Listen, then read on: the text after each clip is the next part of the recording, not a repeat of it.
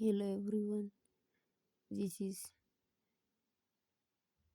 your economics grade 12 unit 4 microeconomic policy instruments imaammata diinagdee akka waliigalaatti jiruu fi agarsiistuu isaa jechuudha. Introduction. Hint. Every economy aims diinagdeen kamiyyuu kaayyoon isaa at achieving a certain well defined targets. Targetii beekamaa ta'eetiin jedhe tokko kan gonfachuudhaaf socho'u jechuudha. Dinagdeen kamiyyuu relative to its national income and outputs. Targetiin isaa sunillee galii biyyattiidhaa akka waliigalaatti jiruu fi akkasuma outputii yookaan bu'aa oomisha biyyattii irratti kan hundaa'udha jechuudha.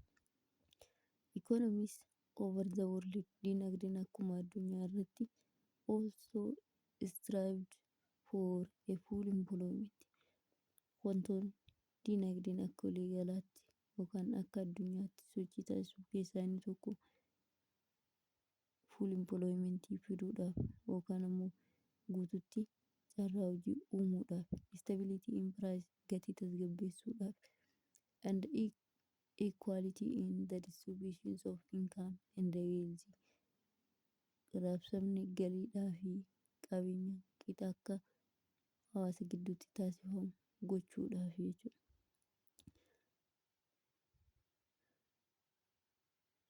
4.1 definition and a types of microeconomic policy. Hiikaa fi gosoota imaammata diinagdee akka waliigalaatti jiru. At the end of this section xumura boqonnaa kanaatti you will be able to kan isin hubattan tokko define microeconomic policy instruments agarsiistuu imaammata diinagdee akka waliigalaatti jiru kun maal akka inni ta'eetiin jedhe ni hubattu yookaan wantoota murteessoo ta'an jechuudha. And the second one is state is the general objective of microeconomic policy. Kaayyoon akka waliigalaatti imaammanni diinagdee kun of keessa qabatee jiru maal akka ta'eetiin jedhe ni hubattu jechuudha.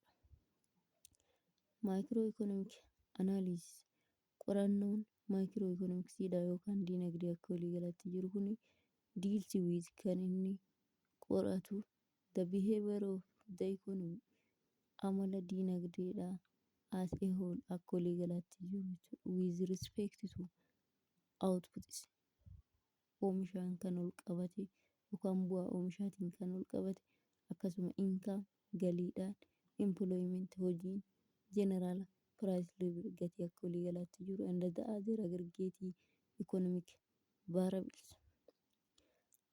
variabloota diinagdee akka waliigalaatti jiru kanneen biroo dabalatee jechuudha. With a view to bringing about desirable changes jijjiirama barbaadame fiduudhaaf such variabloonni sunniinis nations developed as well as developing biyyi sun kan guddatan isaa ta'u kan guddachaa jiranis need to adopt ni barbaachisaaf jechuudha. Maal fudhachuun various microeconomic policy imaammata diinagdee akka waliigalaatti jiru kana fudhachuun dirqamatti ta'a jechuudha. Biyyi sun kan guddatte isaa ta'u kan guddachaa jirtu illee yoo ta'e jechuudha.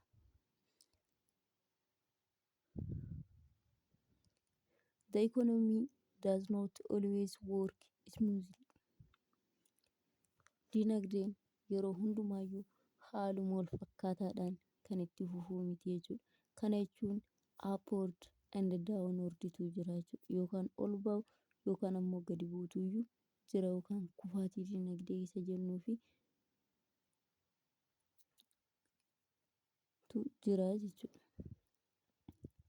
This is because kun ammoo sababni isaa maalinni fluctuations akkuma dura jedhe maalinni sochiidha. Sochii diinagdee keessatti jiru. Sochiin diinagdee keessatti jiru sun yookiin ol ba'a yookaan maal ta'a jechuudha, gadi bu'aa jechuudha. Often occur in the level of economic activity. Sochii diinagdee nuti taasisnu sana keessatti diinagdeen mataan isaa ni socho'a. Kana jechuun yookaan nu milkaa'a yookaan immoo hamma barbaadnu sanaan milkaa'uu dhabaa jechuudha. At times yeroo wanti akkasii isaan mudatu ammoo the economy finds diinagdeen kan inni barbaadu maaliin finds itself in the grips of recession. Diinagdeen kan of argu kufaatii keessatti ta'a jechuudha. When the level of national income, galiin biyyattiin qabdu, outputiinis akkasuma employmentiin hamma barbaadamu gaditti gadi bu'e jechuudha. Far below their full potential level, hamma silaa hin eeggama yookaan outputiin bara kana galu haga kana ta'a yookaan carraan hojiidha yeroo kanatti jiru hamma kana ta'uu qabaata jedhameetiin kan kaa'ame sanaa gaditti akka kufeetiin argamu ta'a jechuudha.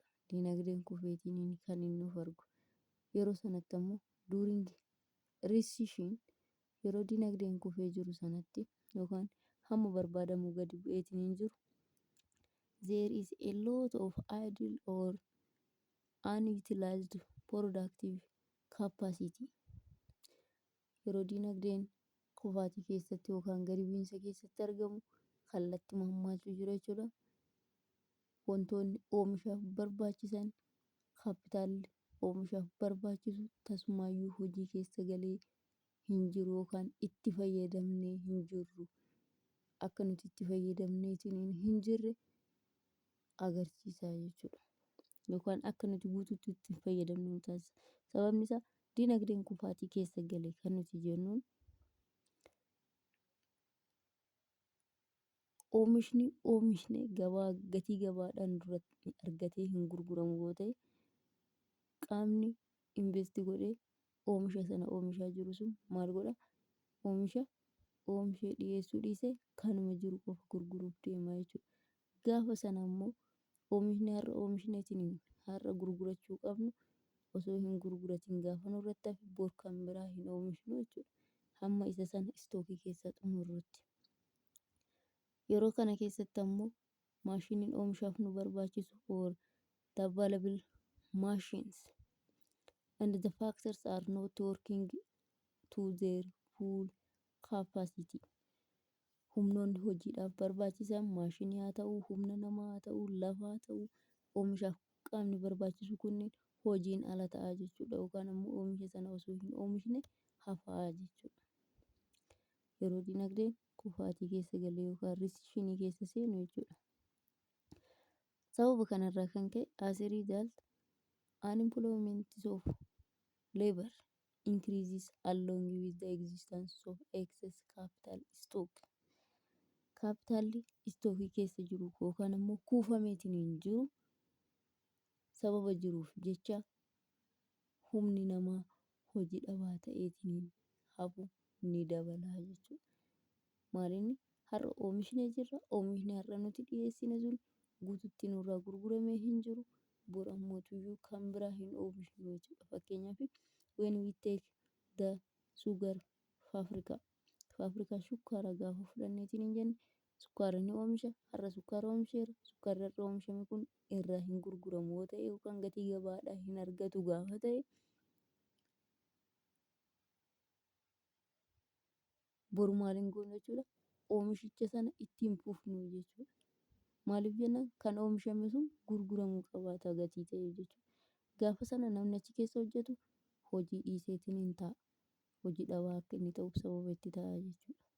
Maashiniin achi keessatti itti fayyadamu oomisha sana dhiiseetiin hin ta'a osoo ittiin hin oomishne. Sababni isaa oomishni dura oomishne sun gatii lafa jiruuf jecha jechuudha. Yookaan osoo hin gurguramin waan jiruuf jecha. On the other hand, at times the economy is yeroo sana keessatti diinagdeen maal ta'a? Overheated ta'a jechuudha. Diinagdeen yeroo sana keessatti ammoo qaamni hojii dhabaan gaafa dabalaatiin hin deemu maal ta'a jechuudha? ol bahaa jechuudha. Ol bahiinsi isaa sun ammoo maal agarsiisa? Inflekshinii akka dhufu taasisaa jechuudha. Which means inflection qaala'insa fidaa jechuudha. Kana jechuun maalinni oomishni oomishameetiin jiru sun haa gurguramu jennee hojiin dhaabbatee jira. Oomishni dabalataa oomishamaa hin jiru sababa ta'eef kan dura oomishameetiin jiru sun gurguraatiin gaafa deemnu yookaan gabaatti fidaatiin gaafa deemnu maal godha? Gatiin akka dabalamuuf sababa ta'a jechuudha. Rising prices occurs in the economy. Daballeen gatii diinagdee keessatti ni uumama jechuudha.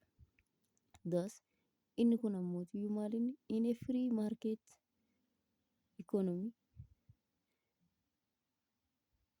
diinagdee keessatti gabaan bilisa there is a lot of economic instability.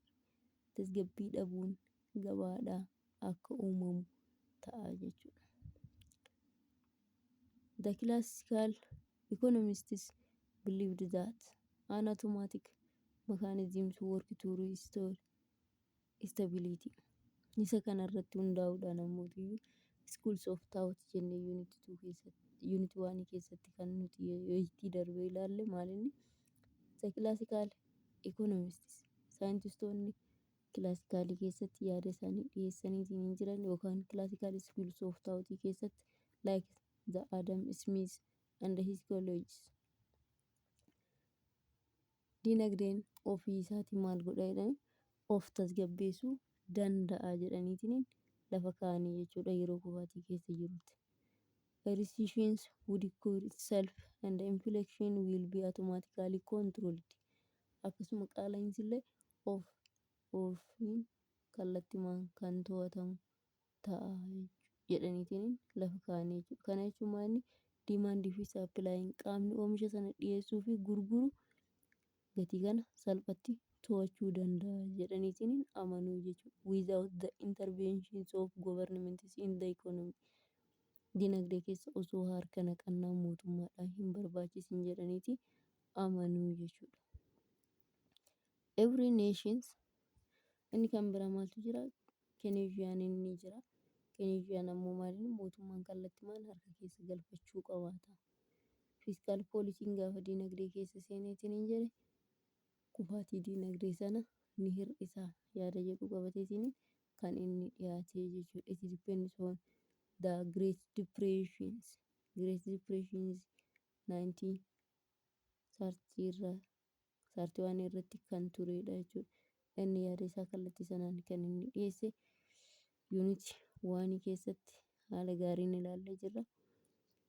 Every nation wants to raise the level of living of its people. Biyyoonni kamiyyuu kaayyoon isii maalidha? Jireenya lammiilee isii yookaan uummata isaanii maal gochuudha? Jijjiiruudha jechuudha. Wanti isaan hawwan biyya isaanii keessatti xiqqaate jireenya uummata isaa jijjiiruudha. This can be kun ammoo attend kan ta'u yookaan kan fudhatamu by bringing maal fiduudhaani about economic growth jijjiirama diinagdeedhaaf fiduudhaani jechuudha. Yookaan guddina diinagdee argamsiisuudhaan. Which in turns innis ammoo kan hojiirra oolu maalii irratti hundaa'uudhaan depends on rising the rates of saving and investment. Hamma nuti ittiin save goonuu fi invest goonuu irratti hundaa'eeti. And accumulating capital nuti walitti qabannu yookaan ammoo harka keenya irratti qabannu irratti hundaa'eeti jechuudha. In this regard isa kanarra dhaabbachuudhaan micro economic policies imaammanni diinagdee akka waliigalaatti jiru maal godha? Can play a useful role. Qooda bu'a qabeessa ta'edha kan inni taphatu jechuudha. In the rising the rates of saving hamma nuti ittiin save goonu yookaan parsentaa nuti ittiin save goonu akka dabalu akkasuma investment hamma nuti invest goonullee akka dabaluuf and ensure rapid economic growth saffisaan dabaluun diinagdeedhaallee akka argamu nu gargaaraa jechuudha.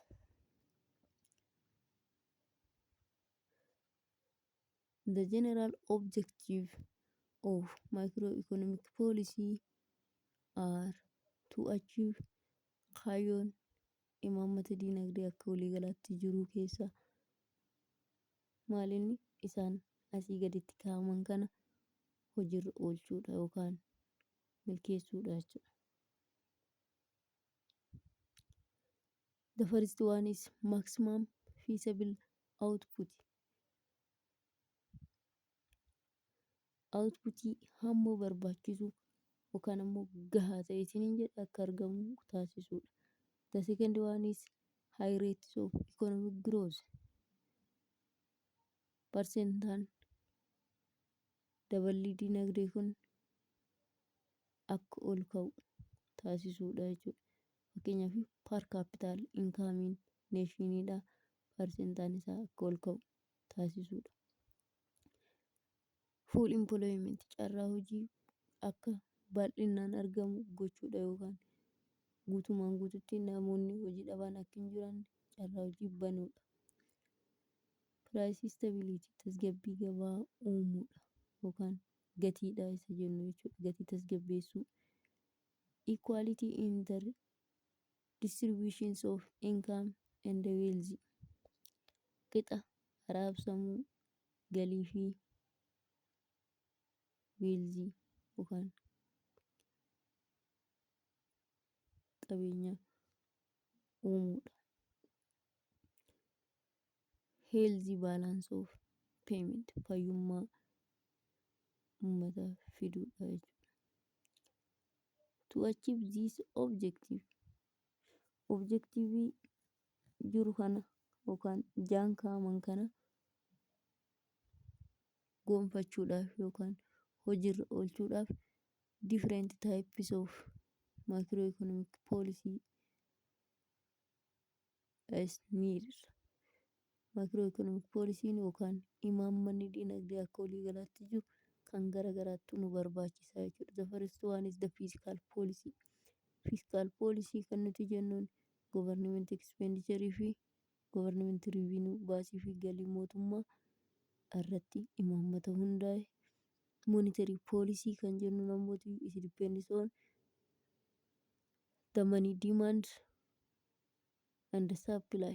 Dhiyeessii maallaqaa fi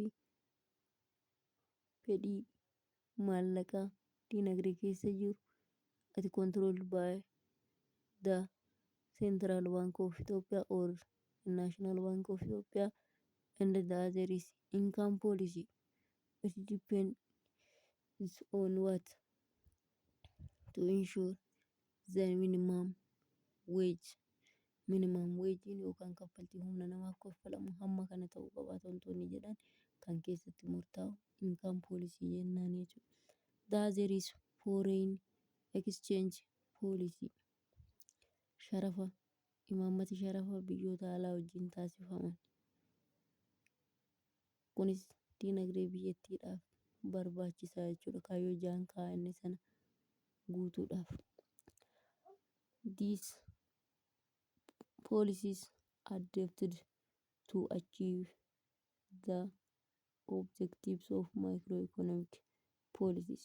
Each of these policies imaammanni kun under their instruments yookaan murteessitoonni akkasuma agarsiistoonni isaaniillee maaliin are discussed below. Asii gaditti ni ilaalla jechuudha. So the first one is fiscal policy. At the end of this section qabiyyee kana gaafa xumurru you will be able to what? Explain fiscal policy. Fiscal policy jechuun maal jechuu akka ta'e ibsuu ni dandeessu. Distinguish the difference between expansionary and the contractionary fiscal policy. Expansionary fi contractionary fiscal policy isaan jedhaman garaagarummaan isaa maal akka ta'eetiin hin jedhe adda baastu jechuudha. The third one is explains how expansionary and contractionary fiscal policy can shift aggregate demand and influence the economy. Aggregate demand irratti akkamitti qooda taphata? Expansionary fi contractionary fiscal policy kun jechuudha.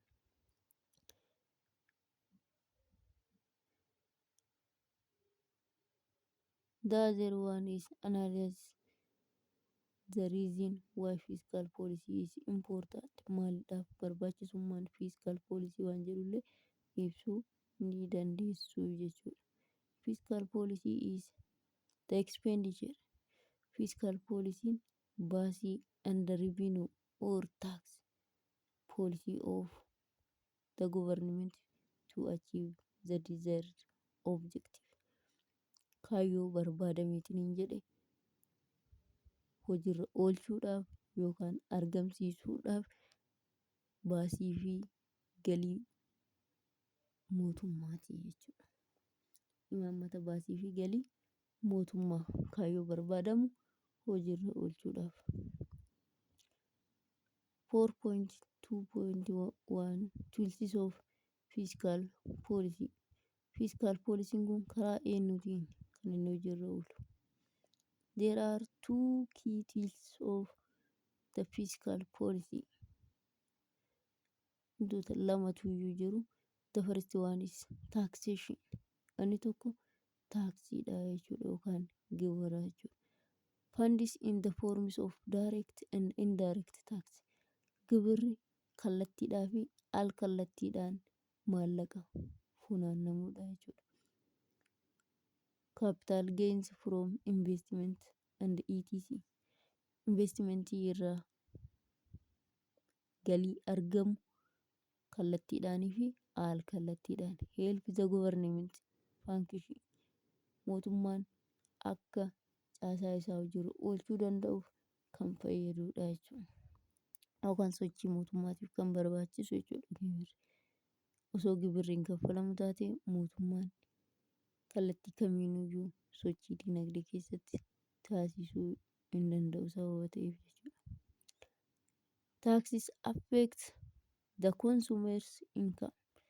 Gibirri kallattiimaan fayyadamtoota yookaan galii fayyadamaa irratti kan inni dhiibbaa qabu jechuudha. And the changes in the consumption lead to changes in the real gross domestic product or GDP. Akkasuma fayyadamallee jijjiiraa jechuudha. Jijjiiramni kun eenyurratti illee gahee taphata jechuudha.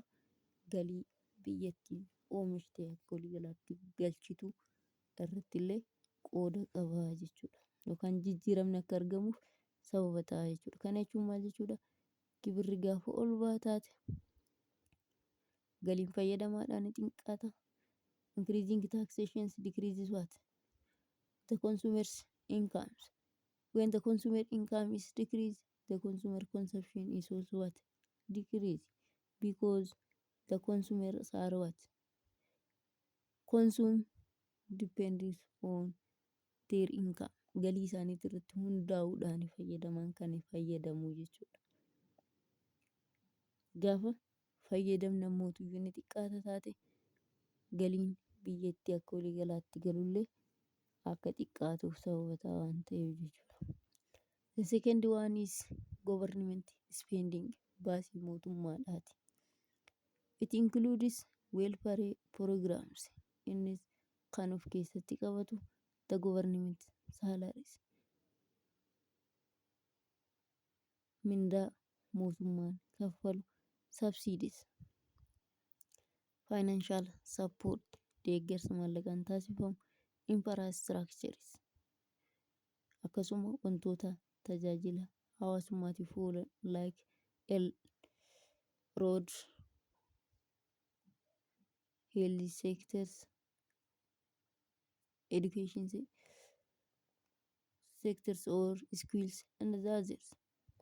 The government spending has the power to rise or lower real GDP. Baasiin mootummaadhaa dandeettii qaba yookaan aangoo qaba jechuudha. Maal gochuu irratti? Real GDP dabaluu fi hir'isuu keessatti jechuudha. Hence it is included as what? A fiscal policy tools. Government spending hamma akka agarsiistuu fiiskaal poolisiitti yookaan karaa fiiskaal poolisiin hojiirra ittiin oolu san ta'ee jirutti maalinni riil GDP dabaluullee danda'a akkasuma hir'isuullee danda'a jechuudha. The government spending or expenditure has four major components. Government spending yoo jennee fi government expenditure yoo jennellee tokkuma garaagarummaa kan hin qabnedha. Government spendingiin yookaan baasiin mootummaadha. Komponentoota ijoo afuridha kan inni qabu jechuudha. Namely government spending baasii mootummaa, transfer payment kaffaltii daddabarsamee kennamu, guarantees in aid gargaarsa taasifamu, net interest payment kaffaltii dhala irratti kaffalamu jechuudha. Government spending Government spending is the sum of government expenditure on final goods and service. Meeshaalee yookaan tajaajila fayyadamaa oolamu irratti baasii mootummaan akka waliigalaatti baasu government spending jennaan jechuudha. It includes innis kan of keessa qabatu the salaries of public servants, qaama tajaajila uummataaf kennuuf mindaa kaffalamu, purchase of weapons for the military, hoomaa waraanaatiif uffannaan isaanii kan bitamu, and any investment expenditure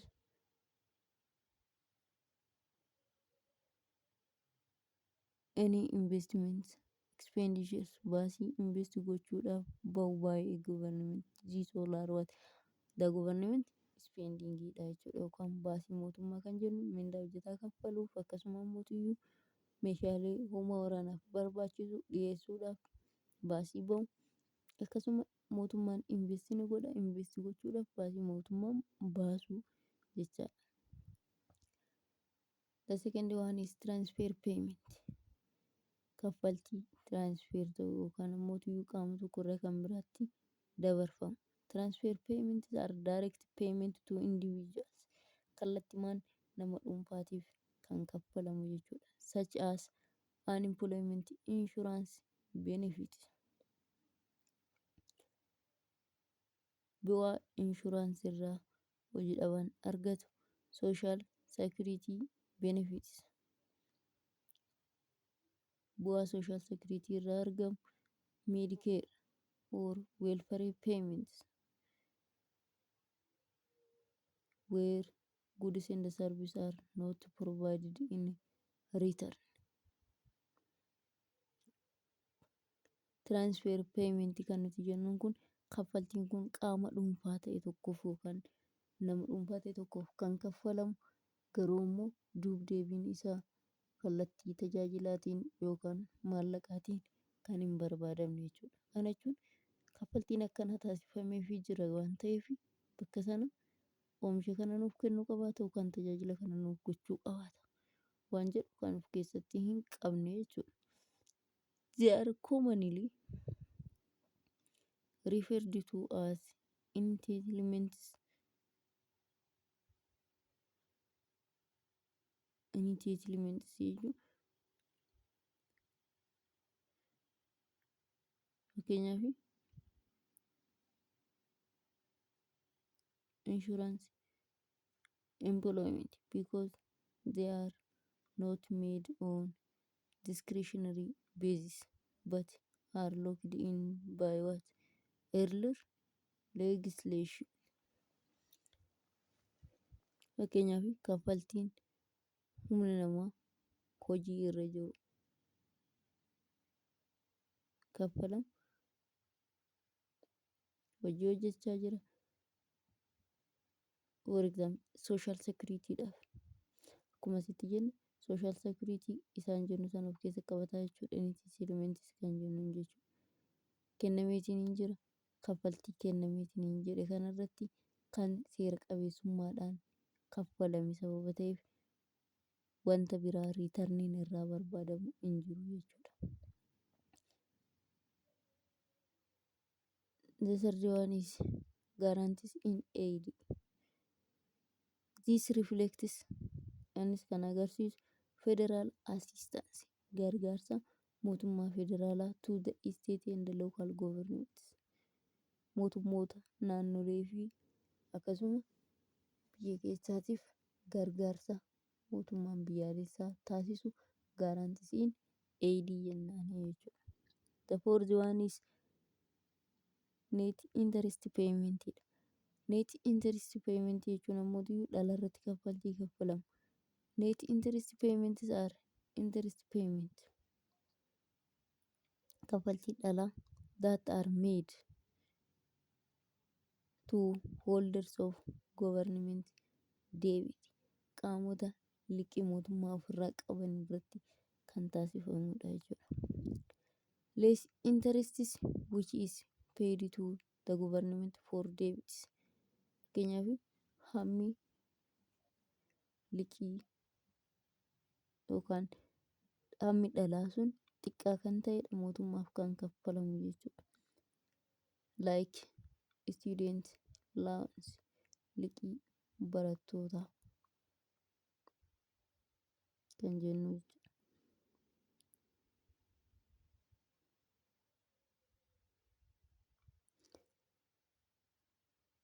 The other one is from the revenue side,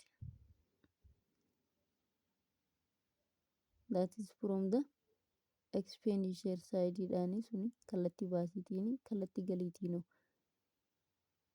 The four major components of tax revenue or taxes are the following. Kallattii galiitiin illee ammoo wantoota afurtu jira jechuudha. Personal tax